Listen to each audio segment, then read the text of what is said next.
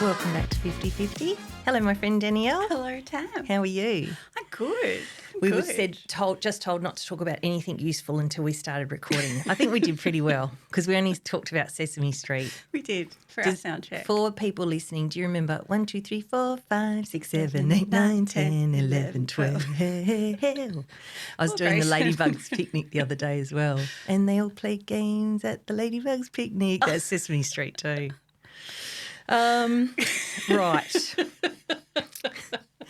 So this We're just having too much fun. I know.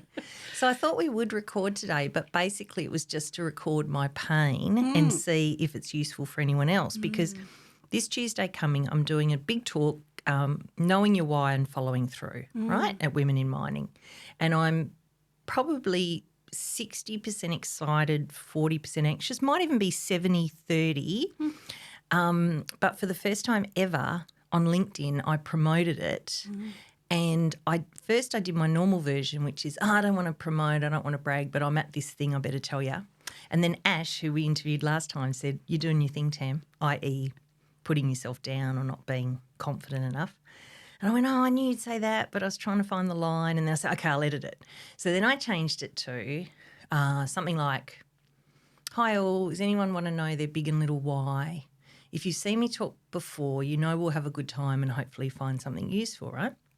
Yeah, that's the version I read. You read that, right? So I posted that, thought, all right, and then immediately lost my mind. Yeah. So the reason I thought I'd mention it today, and as usual we will or won't use this, but we've talked about as you get closer to what you want to do, as you break old habits, as you move against the saboteur, like RuPaul very usefully talks about on Drag Race, it can come up, right? So because I said, if you've seen me before, you know we'll have a good time. That just made me lose my mind because I was like, now I've guaranteed something. Like in the past I'd say, if you want to come, it could be okay. Yes. Whereas I've said we will have a good time, right? So it's been really interesting because I think it is the right move to make and I think it is a habit to break, to be, as Ash was saying, inappropriately modest. So modesty is great, authenticity is great, but what's not great is if you're good at something and you pretend you're not, right? And she's like, don't pretend you're not good at it. And I was like, yeah, that's right. That's kind of slimy actually if people pretend they're not good at something, right? And I am a good speaker and I've yes, you are. Right? So, and I have a good track record. Testify, right? It's true. Even saying that I feel anxious or, I don't know, weird saying it. And I was talking to my girlfriend yesterday, Susie, my beloved girlfriend / hairdresser. I bought her a poster called Hair Therapist, and it talks about how hairdressers are fix your hair and your soul. Yeah. Anyway, I was saying, I'm really uncomfortable that I changed this post and I say we're going to have a good time. And I said, it's partly me, but I said it's also partly the Australian culture, right? Like you don't have tickets on yourself. Tall poppy, like dial that whole thing back, you know. So anyway, since I wrote it, I've felt uncomfortable, I've relaxed. Interestingly, having written it, I've probably put in more thought and effort to the talk, substantially more than I would have in the past, because I said we'll have a good time, right? So now I'm like, okay, this thing better be good. Yeah, right. So I think that's a good outcome. And it's been very interesting to develop the subject. Because like everything at the moment, it's quite meta because, of course, this thing we're doing right now is a good match for my why. Yeah. So I'm writing about why, I'm living why, I'm analysing why for myself and in this talk for other people. But, yeah, I really noticed that, and then I really noticed going to launch the podcast. I realised that was in the background too because it's like this is a big week. Like on Tuesday, the talk – which I've promised will be useful and a good time. Oh, why'd I do that? And the second part is that's the talk where I'm going to say this thing exists, right? Yeah. And we're in the process at the moment. You'll be seen. I know. It's so uncomfortable. Oh. And tension. Yeah, it is tense. Yeah, it is sitting with the tension. Yeah, and going for what you want and then being where you are and what you want is there and there's this tension. But yeah. Oh, This one of the models I'll look at in the talk on Tuesday that I love, the circles of comfort, learning and terror. And, comfort is on the lounge, learning is, oh, yeah, it's something new. Terror is what? I can't do this. Or, whether it be bungee jumping, launching a podcast or whatever else, this week I'm really noticing how strong the saboteur is, how much it wants to hold on to me. Yeah. And that resistance piece. Keep you safe. It's got to keep you safe. Yeah, got to it's keep really you from stressing. Yeah, from It's playing like, in the arena. Yeah, you're going in a whole different direction now, love. I don't know about this at all. And I did one of my Stephen Bodian welcoming emotions tapes, and the strangest thing happened. So normally I get in touch with the feeling. So this was this sort of anxious feeling I've had. And then he says, you get in touch with your body, feel where the thing is, don't use words to describe it, just feel it. And actually when I got in touch with it, it was just pure excitement. That was nothing negative underneath at all. Yeah, right. Yeah, so it's it kind of feels quite hard to talk about because I feel like a nutcase. No, not at all. Yeah, it feels. Sorry, like, that's not helpful, but not at all because everything you're saying, I'm like, oh yeah, totally. Well, I'm totally. hoping just about different things, but yeah. I'm hoping what will be useful. Just want to show my Mercedes mug in case in the future we're well known and I get one. I'll start with a mug. But I'm hoping, like, what happened with when we tape Big Dreams, Little Dreams is when I listened back to it, I said to you, oh, my God, that's just like Tamra therapy. That won't be useful. But then with this talk I'm doing on Tuesday, it's actually the perfect follow-up to that talk. And then I'm hoping this may be also as a useful follow-up if people get closer and closer to what they want, normalising. And I always go back to RuPaul because I love RuPaul, I love Drag Race. But he's very good at talking about, your saboteur will be there. And it'll say, and you go, okay, thank you. Yes. I'm still doing it. Yes. And that's what's literally happening. But it is a physical experience. It is.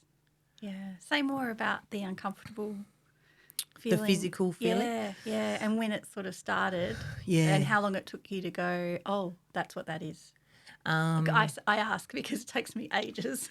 I'll be spinning my wheels and it will be 2 days and I'll be like, oh. What's wrong with me? Yeah. I know. I think I've got faster. It used to be days and days and days. I think this time it was probably a day. After changing the post, I noticed quite quickly I was starting to feel odd.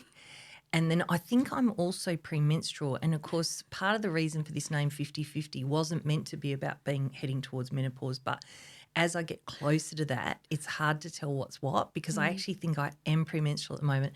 I think the resistance is real, the saboteur is real, and we've got this mushed up ball of unbalanced hormones, overexcitement.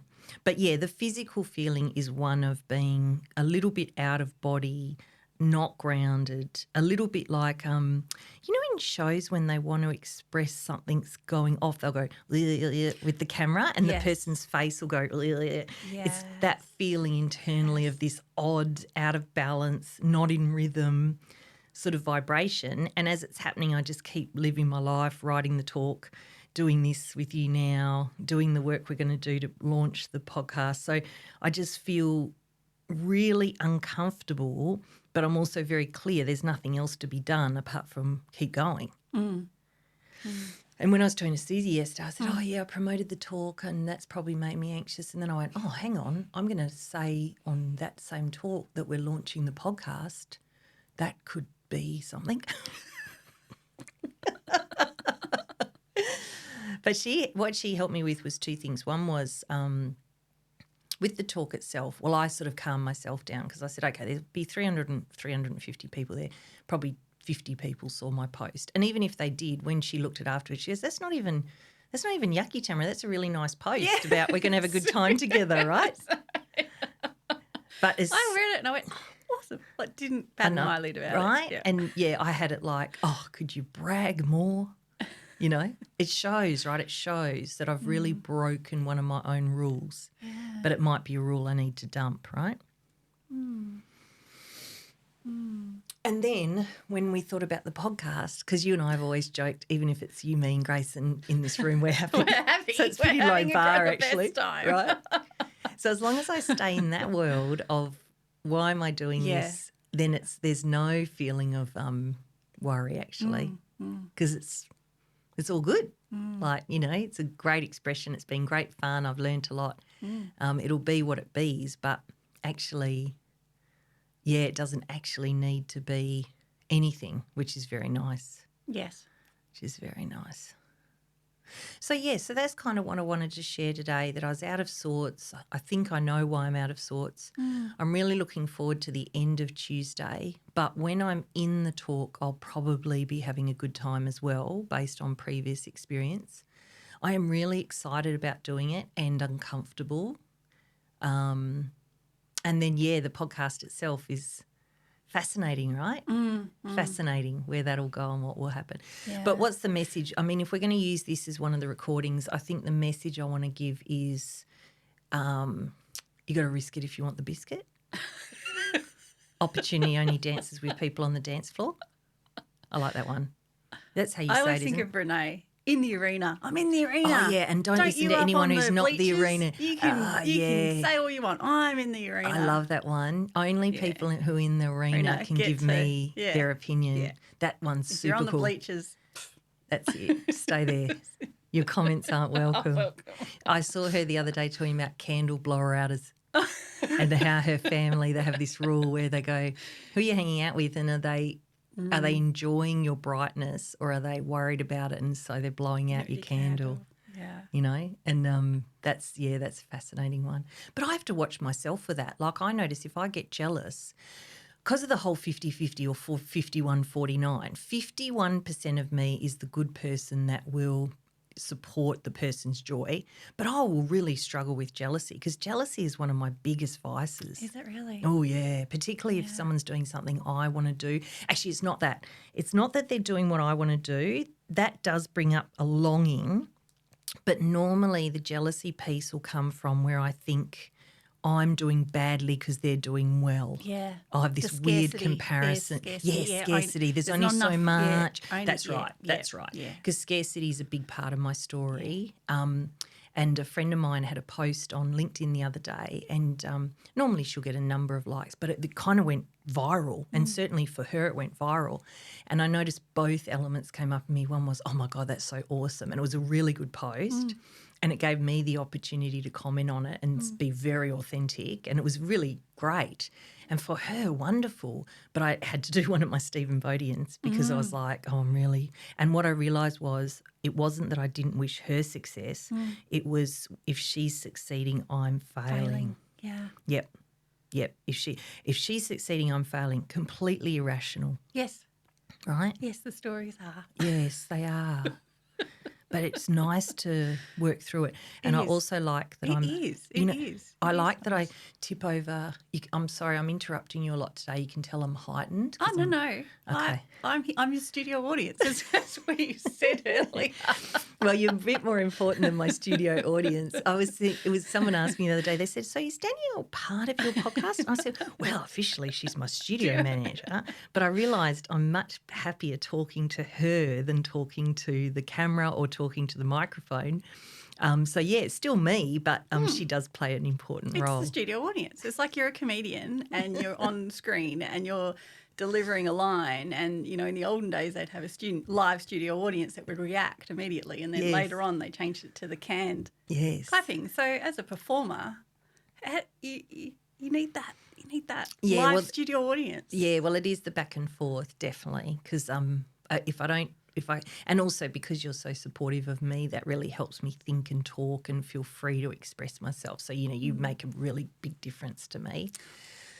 And it's nice to know for people who use your studio what it's like to be here as well, you know. Very kind. Yeah, it's very cool. So there's a few things there. I mean, certainly we sort of go back to the idea of what's real and what's not. So whether Tuesday succeeds or fails, the podcast succeeds or fail. My friend has a good post on LinkedIn, whether that makes me a failure. You can hear the bullshit in all of it, right? Totally. And the pain. It's so much pain. Yeah. And it's like it's not – it's just all made up. It's all fictitious. Yeah. Yeah. I remember I always reference Landmark because, as you know, I learned a lot from them. And they used to say, well, you're making up the story anyway. You may as well make up a good one. Amen. I like that one. Yeah. May as well make up a good one. Yeah. Tuesday I'm not anxious about, I'm excited. The podcast, I'm not worried how it'll go. I feel so joyful to express it. The LinkedIn post, the fact that my friend did well helps me understand what works as a LinkedIn post. I can feel happy for her. As I say that, I do actually feel happy for her if I put aside the confused, or as I say, wonky thinking. But, yeah, it'll be interesting to see. It's going to be interesting to see what comes of this whole thing, isn't it? It is. Total mystery. Yeah. Total mystery, but cool, but very cool. And if you're gonna risk it to get the biscuit, it actually is important to know. That one makes me laugh. Well, You're going to risk it to get the biscuit. yeah, you got to risk it to get the biscuit. I really like opportunity-only dances with people on the dance floor. I really like that because I think one of the things I'll talk about on Tuesday is, for us as human beings, it's very hard at times to take responsibility. We'll want to make an excuse for our behaviour or blame someone else or, so as I try and get better with responsibility, there's a saying, if you want to look at what you're committed to in your life, look at what's in your life. That can be very hard for people to get on board with, If they're single and they want a relationship or they've got financial difficulties, it's really hard to say, oh, yeah, I admit I'm committed to that. And even as I say that, I go, is that totally right? I don't even know if that's totally right.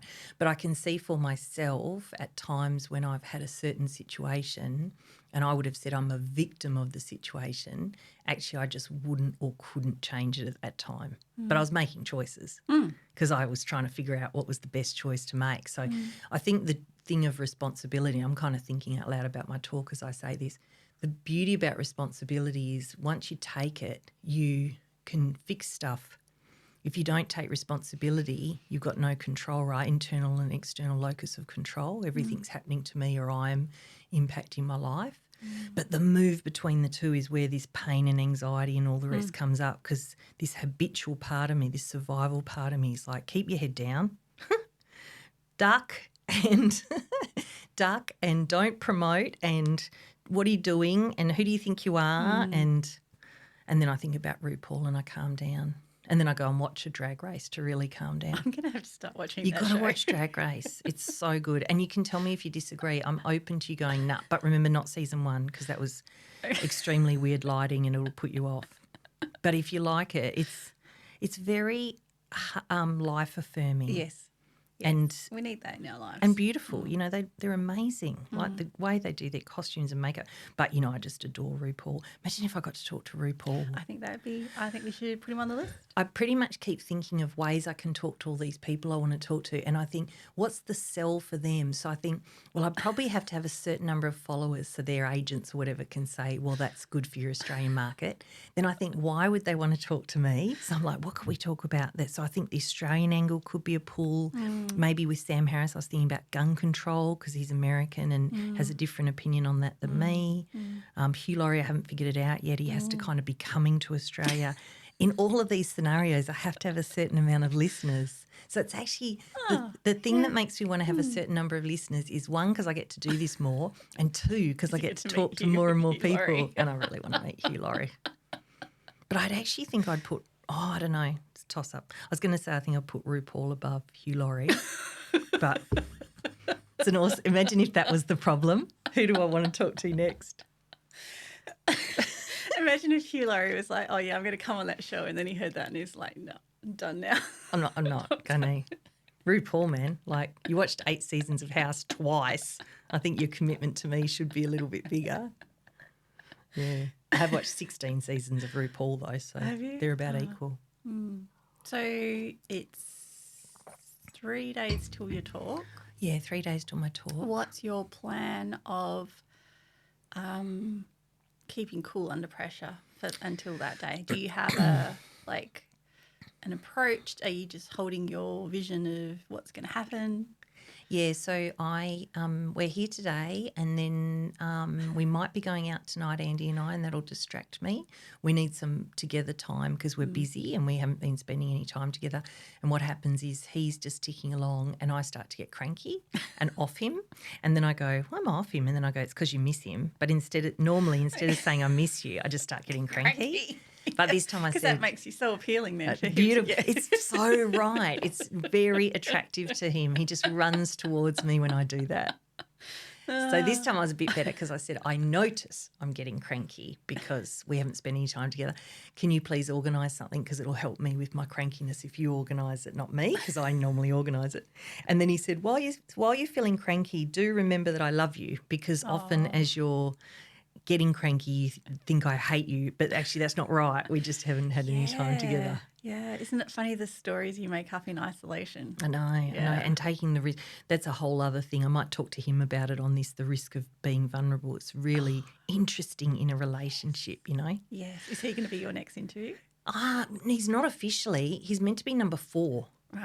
So I'm trying to organise my next interview at the moment. I've got my 3rd interview lined up, and then I had Andy as number 4.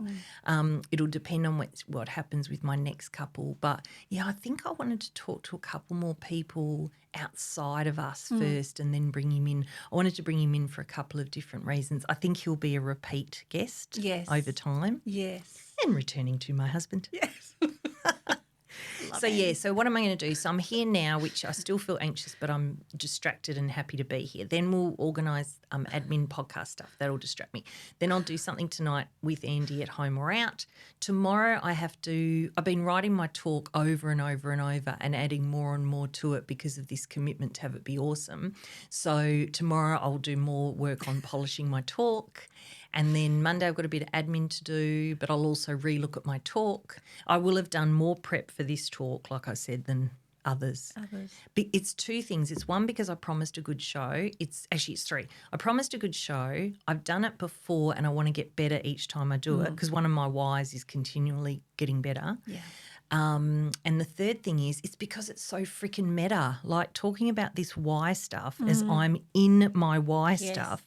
It's doing my head in.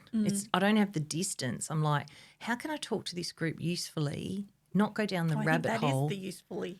Well, I suppose, yeah. Like you're in it. I'm in it. You're in it. I am in it. And I share a couple of stories about that, and I might share this subject on the stage, but also because we've recorded this, I might, depending on how this sounds, I might say to people, have a listen to the next 2, because it'll be big dreams and little dreams. And this one, like if you want to hear about what it feels like right close to the action. Yeah.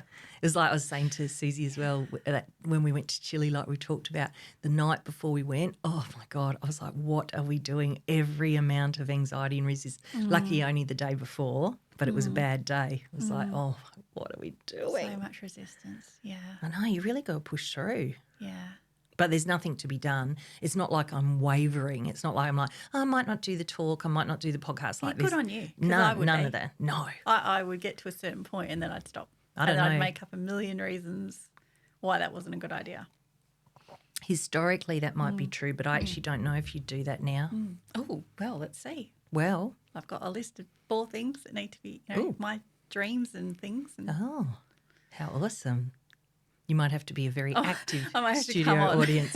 Yes, let's do that. I'm 3 days away from launching my whatever. Yes, let's do it. That'd be perfect. And then we can also do more promo about the studio if I have you on as a guest. That's awesome. Everyone will be like, but you always have Danielle on. I go, no, today we're interviewing her. She's my special guest.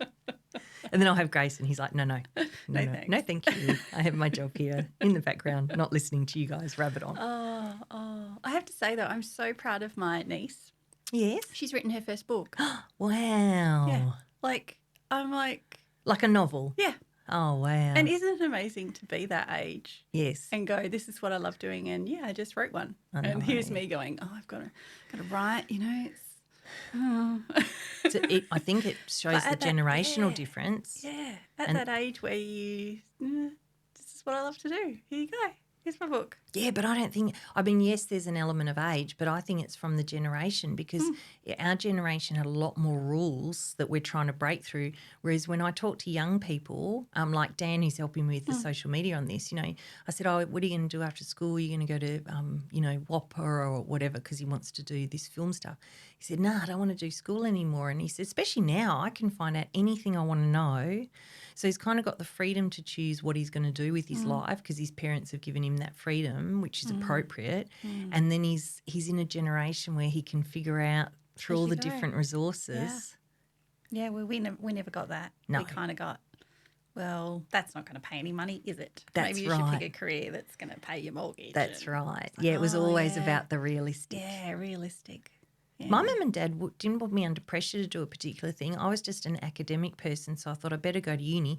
Didn't know what to do, and I thought, oh, well, business is broad, so I did commerce, PR and marketing.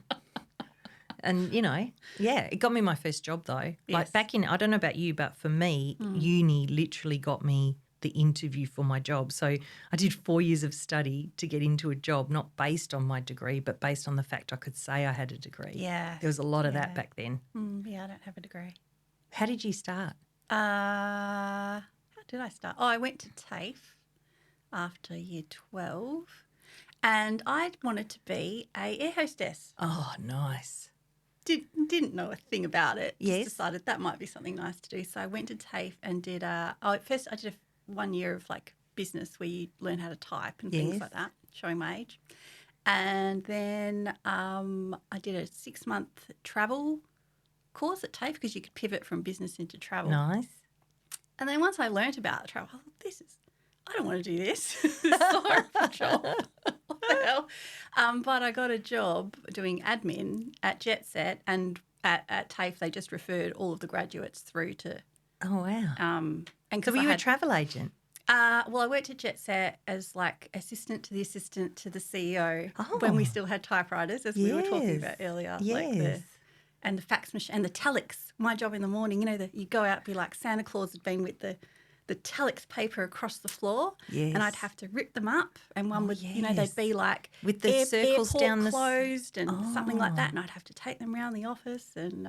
Come on. Yeah, did it have the circles down the side, that paper? No, that's the other dot printer thing. Okay. This is like almost like a telegram type of thing.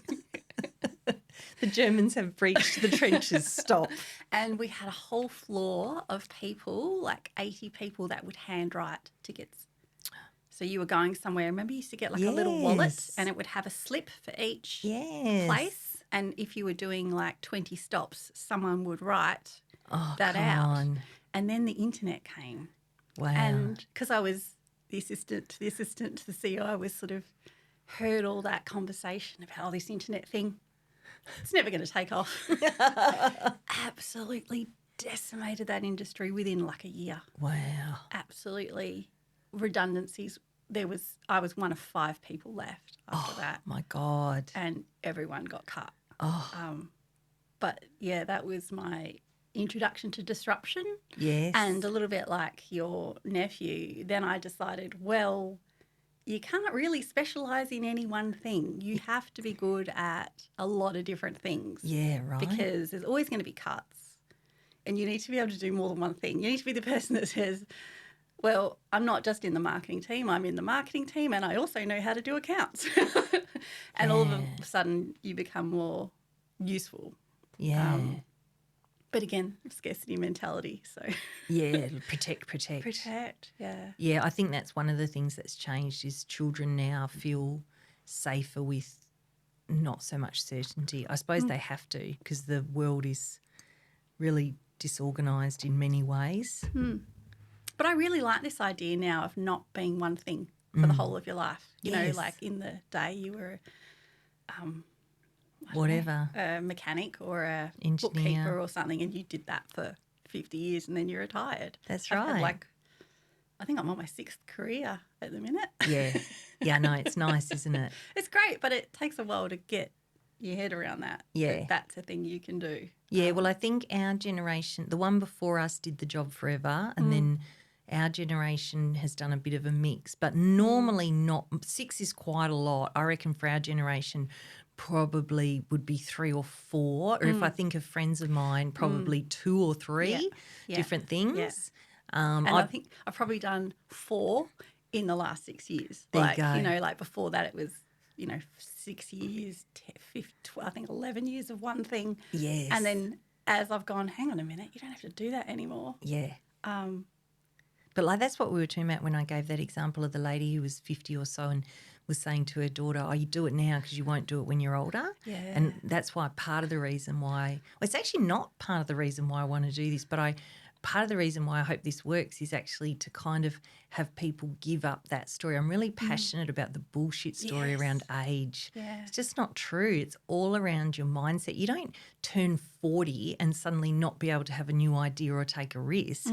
But if you decide then if you're going to turn 40, that's what happens. I think people make decisions and don't even realise they've made a decision, and the decision is this is no longer possible, or I can't do this, or that risk would be crazy, or whatever it might be.